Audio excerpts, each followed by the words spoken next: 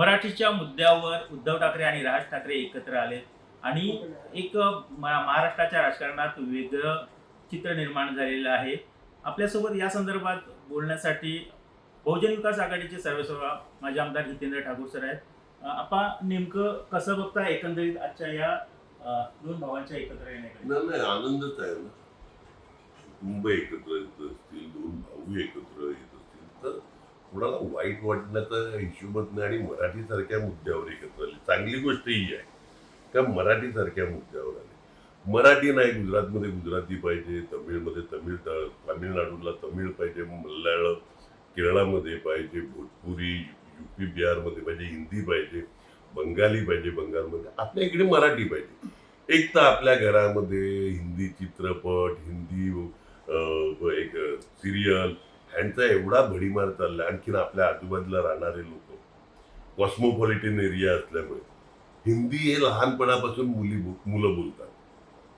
त्याच्यामुळे त्याच्याकरता वेगळं शिकवण्याची गरजच काय. 5वी 6वी 7वीला जे काय हिंदी शिकवतात, शेवटी देवनागरी मराठी असल्यामुळे मराठीची लिपी देवनागरी आणि हिंदीची बी लिपी देवनागरी. आप लिहायचं असेल तो मुलगा सहज त्याला मराठी लिहिता येते, तो आप लिहिणारच.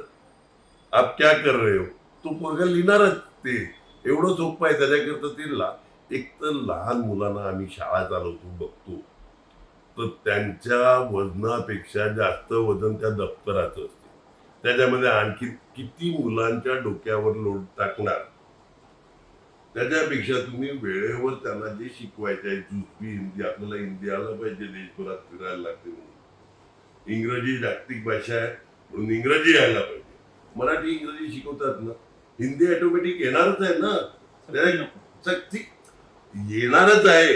आणि देवनागरी लिपी दोन्ही भाषांची आहे, हिंदी आणि मराठीची. मग आपण मराठी शिकले ऑटोमॅटिक ते हिंदीचं बोलतातच. त्या चित्रपटामुळे असेल, आणखीन करमणुकीच्या प्रोग्राममुळे असतील, किंवा आजूबाजूचे जे काही मित्रमंडळी आहे ह्यांच्यामुळे लहानपणापासून आपली मुलं हिंदी शिकतात. त्यांना आणखीन लोड देण्यापेक्षा लोड न देता आनंदाने जरा. आम्ही शाळेत जायचो 4 वह्या घेऊन. आज कोणते विषय आहेत तेवढ्या वह्या घेतल्या का झाला आमचा विषय. आजची दप्तरं बघा, त्या पोराच्या साईज एवढी दप्तरं येतात आणि त्या पोरांबरोबर शाळेच्या गेट पर्यंत पालक येतात आणि मग आपलं मारलं त्या पोराच्या डोक्यावरती बोचलं. आम्हाला सारखी परिस्थिती तुम्ही मुलांची करणार आहेत का?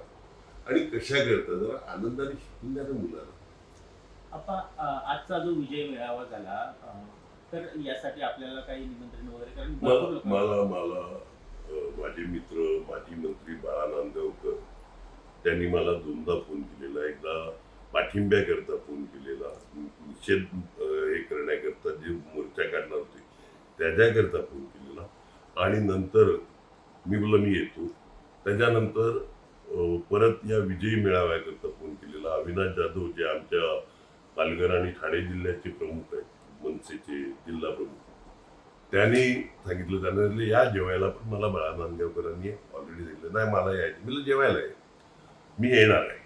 परंतु दुर्दैवाने माझे मित्र कुंवरजी म्हणून जे आहेत त्यांच्या 3 मुली कॅनडा आणि लंडनला आहेत.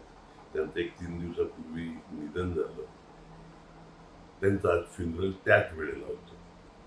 म्हणजे जो मेळाव्यात होतो. आणि हे आमचं फॅमिली रिलेशन होतं. त्यांच्या मुलींशी माझं फोनवर बोलणं चालू होतं. 2-3 वेळा बोलणं झालं, त्यांचे मेसेजेस आले.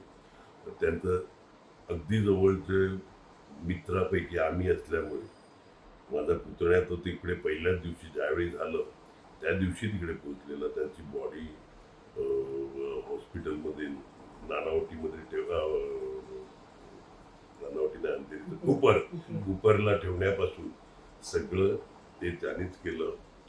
आणि आमचं फॅमिली रिलेशन असल्यामुळे मला जाणं जरुरी होतं. राजकीय दृष्ट्या कशा पद्धतीने पाहता याच्याकडे? कारण महापालिका निवडणुकीच्या पार्श्वभूमीवर हे झालंय असं विरोधकांची आहे.